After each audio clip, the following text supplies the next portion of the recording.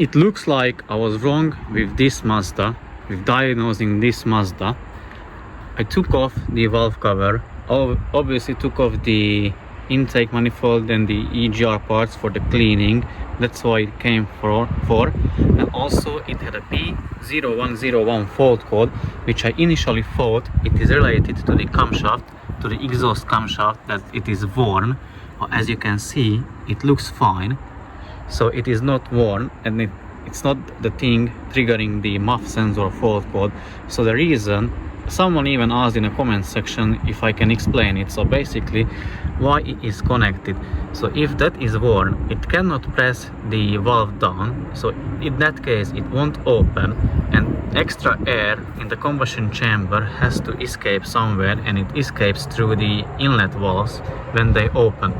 So it comes back to the intake manifold, and you have extra air in here, and that confuses the MAF sensor, because the fault code for that is P0101 range or performance. So it is either out of the range, the voltage is out of the range, or the performance of the MAF sensor, because here on the intake manifold down here you have the MAP sensor, so that measures the pressure of the air inside the intake manifold, and the MAF sensor measures the air flow after the air filter, which is located here.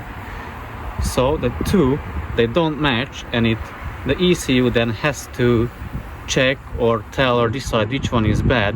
So basically it tells that the MAF sensor is bad, but it's not the case. The owner already changed the MAF sensor and the error code still comes back. So now what is very likely to happen, that as you can see, it has a fairly big or huge restriction of airflow down there. So again, air enters the system, comes to the intake manifold, but it cannot go to the combustion chamber, all of it, because of the blockage. So extra air is here again, and the new cycle is coming, so that's why it triggers again the MAF sensor fault code. So very likely after the cleaning, the MAF sensor, the intermittent MAF sensor fault code should disappear or never come back. And he just said himself, I would say maybe 400 pounds plus labor cost, because I don't need to change the exhaust camshaft. So in this case I was a bit wrong on diagnosing this car, but the end result is that I saved the client a few $100.